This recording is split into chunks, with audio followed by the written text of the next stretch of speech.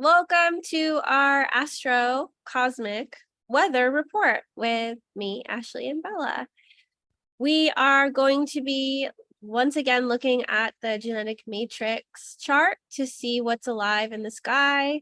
Today we are in a fifth line of the artist, the 64, and we are moving onward towards the Alchemist. So let's pull up the genetic matrix charts. So we have a reflector chart. The moon yesterday when we looked was in 35. It's moved on, moves like 2 gates per day. So now it's in 12 and it's not connecting with anything else in the chart. So that openness that's here, of course, if you have 22 in your chart, right now you're activated by the moon. We also have the moon that's void of course, which means that for the rest of the day, it's not like aspecting anything. It can feel like be a little bit of being like floating. It's not the time to start new things, because when you start things, when things are floating, they are not necessarily going to ground and be stable. However, today it did feel with Mercury and the Sun in Virgo that there were some things that could fall into place. We have quite a lot of those Earth activations with Pluto in Capricorn, and then Jupiter and Uranus in Taurus, and then the Sun and Mercury here in Virgo. Earth signs are asking us to focus on that material plane and how to live on the material plane. I feel like with the moon being in gate 12, this is the gate of caution. It says the quality of restraint and the importance of meditation and inaction in controlling temptation. Possibly to like spill the beans or share something, or allow yourself to have your process first. The 12 connects to the emotional center, and it is here to filter through that and be like, is it something to share or not? If you are revealing anything to anyone, make sure you're doing it in an artful way and in a self-contained way instead of a cutting, projecting kind of way. Allow yourself to first uncover what it is and what's alive for you before you discern or decide anything about sharing it with someone else. So if it's, I don't think now would be a great time for soundboarding with anyone, as potentially we have no idea how things are going to come out, and it won't have a lot of ground for anything to sink into. So you could be pulling from so many different places. So that expression is not really going to be grounded. Your emotions may be ungrounded, so it may not be productive. Let's just take one step at a time and go to Saturday morning. This is the way we could see the whole cross. So we were in the cross of consciousness, and what we're seeing for the next few days is that we are changing into the transpersonal lines, right? We are in the 4th line, 5th line, and 6th line. So we're going to have a different cross. Instead of having the 5 and the 35 on this side, we're going to have the 45 and the 26. Is this a cross of dominion? What we can see too is that the moon is in Gemini now. So here we're going to see from Gemini, where it's not aspecting a lot today, and then it's not meeting other planets because we have nothing in Gemini. It's going into Cancer as we're moving on in the weekend. Cancer is where the moon is home, so it can potentially be quite emotional.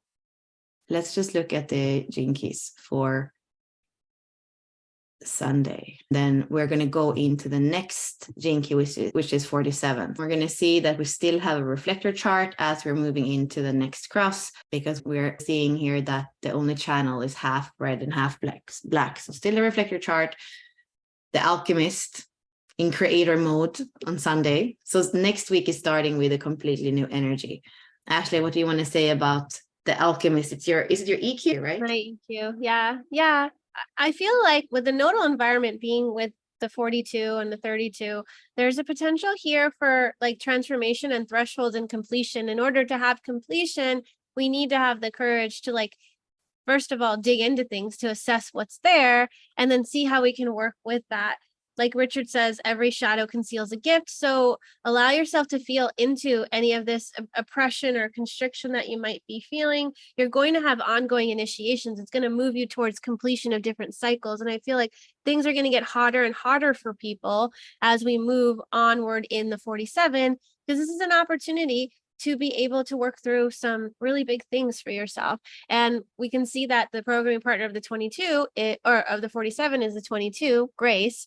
It's about giving yourself the space to process things, to allow yourself to dig into the emotional realm. There may be highs, there may be lows, but allow yourself to accept and embrace it fully and see what is on the other side of this transmutation. Oftentimes we just need to witness it, give it space, and things will start moving. There may be some of you that need to make really big decisions coming up, and it's important for you to keep progressing, because this has been something you've probably been facing or challenging for years now. And there is a lot of momentum and energy moving you towards the completion of a really big cycle for you.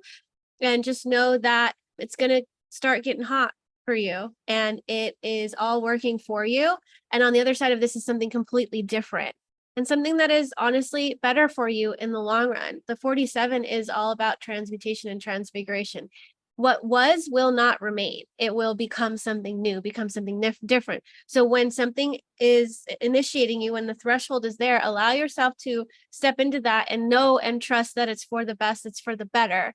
So if you are being presented with these opportunities and thresholds, and you can feel like this leaning in or even fear pulling you back, it's still for you. So take that jump, take that leap, and see where your life is going. I just can't stress this enough, that we are moving in a direction. And with the Pearl being in 2.3, I think eventually the planets are going to go direct and not be as retrograde. But right now your intuition is telling you a lot of stuff. So remember what you're here to do. Remember who you are. And if things are incongruent in your life, then it's time to get centered. It's time to pull everything in and allow yourself to move forward with this sense of just trust and faith in your inner guidance system.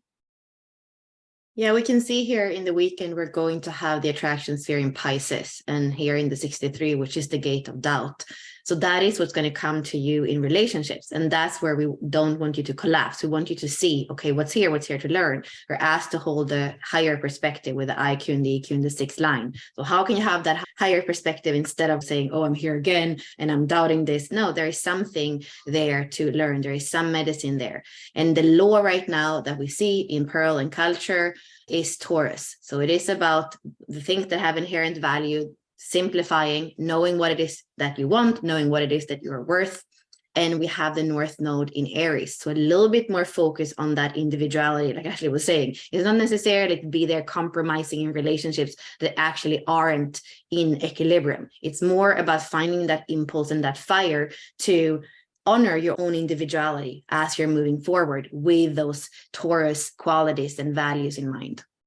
The moon currently being in 12, this can be a really cutting gate, like whatever it is you're communicating or articulating to somebody else, whether it be empowering or be depreciating or whatever you're doing to the other person. Know that as the moon is moving forward, whatever you're triggered by, whatever you feel oppressed by, whatever you feel like you need to project or blame onto somebody else, that you have created this for yourself. Own your suffering, own your experience, take responsibility for what is, because going into the 47, that's the content you're going to be working with. It takes time to burn off a lot of that karma that is yours, that is in your lineage, that is in the collective. It takes time. And you have selected a particular karmic experience that you're working through. So the more and sooner that you can take responsibility for your own experience and your own suffering, the better off you're going to be. This is a great trial. This is an atonement. This is an initiation. This is something that is happening for you. So stop projecting it onto, I need to leave this person because they're blah, blah, blah, or I need to do this because this is it's like not that, it's you. So why is this decision for you? Why is this movement for you? Why for you? One last thing I wanted to look at, this is going to be late on Saturday. We're going to have the moon in Cancer here in 39, and it's going to be opposite 60. The moon is going to be on the other side of Pluto. There can be like this kind of provocation, this kind of initiation with something about limitation, something that's going to trigger, something that has to do with how you feel, but also what you need to do in the outer world. So Saturday, Sunday are days where it can be something new that you have going over, as Venus was retrograde and now she's coming forward over the same gates in Leo. What is it that you love? Where is it that your heart is? So an interesting weekend, especially when it comes to relationship. Yeah. So tread lightly and with purpose and intent, and allow yourself to just have the space you need to go inward. We still have a lot of retrograde planets. So if at all, don't make any huge decisions, but if you are taking initiative and you're trusting yourself, then it's for you. Move forward. Okay. Well, thank you for tuning in again for our Astro weather. Good evening, good afternoon, good morning, wherever you're at, and have a great weekend. Bye. Bye.